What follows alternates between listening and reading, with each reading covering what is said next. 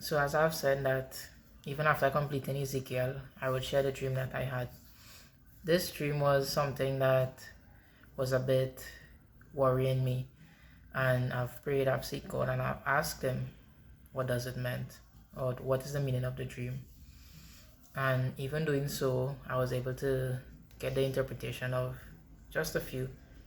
I've had many in the past, but reading from Joel chapter 2 and 28 and even Acts 2:17, it both says, "And in the last days it shall come to pass, saith God, I will pour out my spirit upon all flesh, and your sons and your daughters shall prophesy, and your young men shall see visions, and your old men shall dream dreams."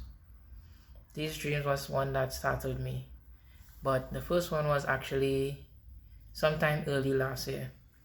And with this dream, I dreamt that I was talking with my friends where I lived, and as we were stand up outside talking, I've seen like two pillars, and I was like, what does this pillar represent?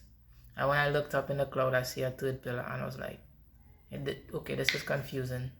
And after a while, we started talking and whatnot, and I was like, does this line up? And the conversation that we was having was basically based on how persecution of the saints will soon happen, and even the church will be persecuted. Those who follow Christ will be persecuted. Soon after having that discussion, I was literally transitioned into the middle of the street. And as I looked around, I saw destruction, like things around was just destroyed. Vehicles, buildings, and there was like fire and chaos.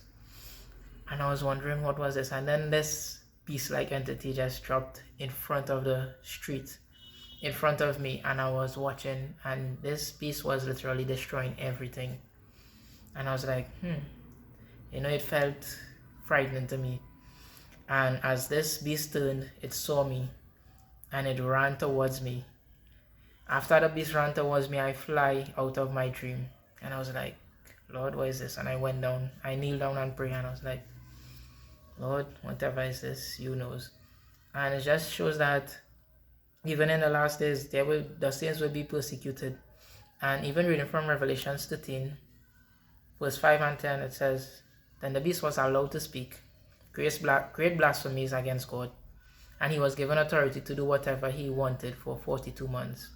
And he spoke terrible words of blasphemy against God, slandering his name and his dwelling, that is, those who dwell in heaven. And the beast was allowed to wage war against God's holy people and to conquer them. And he was given authority to rule over every tribe and every people and language and nation. And all the people who belong to this world worship the beast. They are the ones whose names were not written in the book of life that belongs to the Lamb who was slaughtered before the world was made." Anyone with ears to hear should listen and understand. Anyone who is destined for prison will be taken to prison. Anyone destined to die by the sword will die by the sword. This means that God's holy people must endure persecution patiently and remain faithful. So the other dream that I had, it was this. And the funny thing is, I remember it as if though I dreamt it last night. This dream was where I came to this place, and this place was like a city of gold. Like it was literally like a dome, and the place was bright, like literally bright. And standing there, like I reached that close to that city, and as I stood there, I saw this woman, and this child was standing there, and like I tried to reach forth, but the person was like, no, it's not time yet. And I was like, what does this mean? After that, I've saw myself running through like this, like the bushes, just running through a forest jungle area where there was ruins, where there was a few buildings that was destroyed. And after running through there, I woke up, and I was like, what does this mean? And I asked God, I pray, I kneel down and I asked God, I said, Lord, you know what this is, interpret this for me. But Revelation 12 verse 1 to 6, it talks about, just as me seeing that place that was kind of golden or even bright, and even the woman and child. It talks about what happens in Revelation. It says, "Then I witnessed in heaven an event of great significance. I saw a woman clothed with the sun, with the moon beneath her feet, and a crown of 12 stars on her head. She was pregnant, and she cried out because of her labor pains and the agony of giving birth. Then I witnessed in heaven another significant event. I saw a large red dragon with 7 heads and 10 horns, with 7 crowns on his heads. His tail swept away 1/3 of the stars in the sky, and he threw them to the earth. He stood in front of the woman as she was about to give birth, ready to devour her baby as soon as it was born. She gave birth to a son, who was to rule all nations with an iron rod, and her child was snatched away from the dragon and was caught up to God and to his throne. And the woman fled into the wilderness, where God had prepared a place to care for her for 1,260 days. This signifies that the woman, meaning or representation of the church, where we would be persecuted by that dragon or that serpent that is called Satan. Seeing it that he was one that persecutes the church, and even that he tried to kill Jesus, where the son represented Jesus Christ, as the woman represented the church and the boy or the son represented Jesus Christ. This shows that Satan was, even before time, tried to make war against the church, tried to persecute Jerusalem. Way back in the days of the Old Testament, it was called the people of Israel, whereby God now called it in the New Testament his church. And seeing this, after I've had this vision of this woman and this child, it kind of baffled me, and I was like, why was I running into the wilderness? Or why was I running in a place where I had no belongings or nothing that was there, like a forest area? And I remember as I wake up, my mind just flashed back on this scripture, and it's taken from Isaiah 40 verse 3.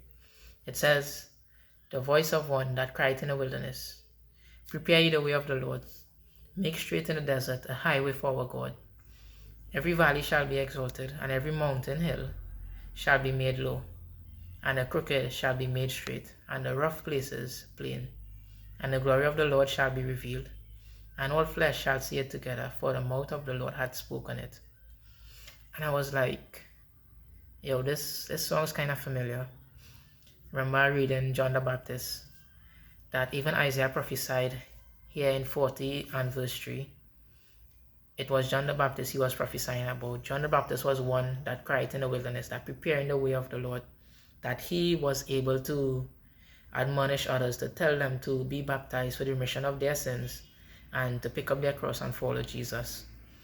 He showed them to be whole, be washed clean and cleansed from their sin and from the things that they have done. Even as he was baptizing, there were Pharisees and Sadducees coming to be baptized also.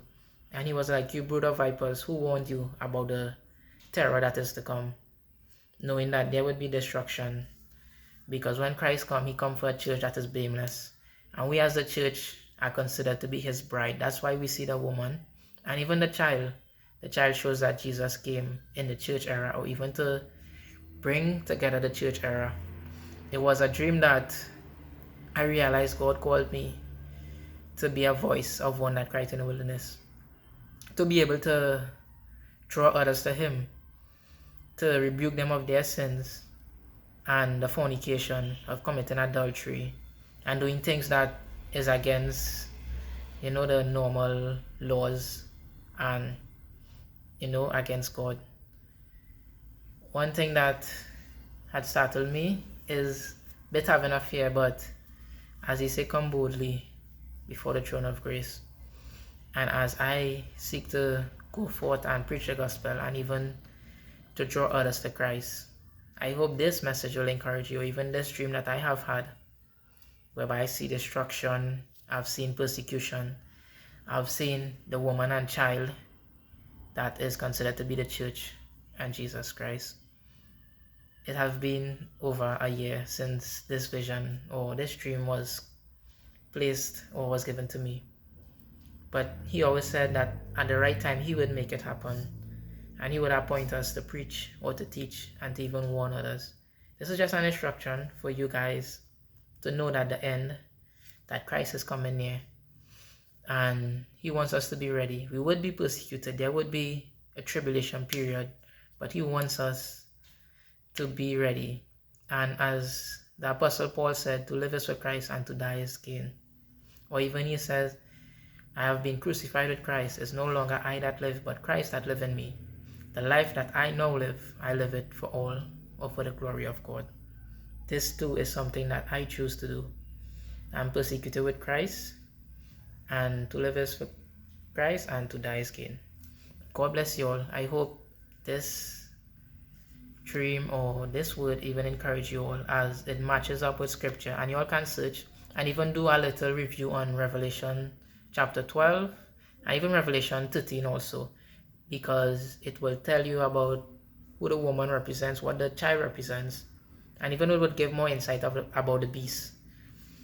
So hope you guys stay safe, be encouraged. God bless and take care.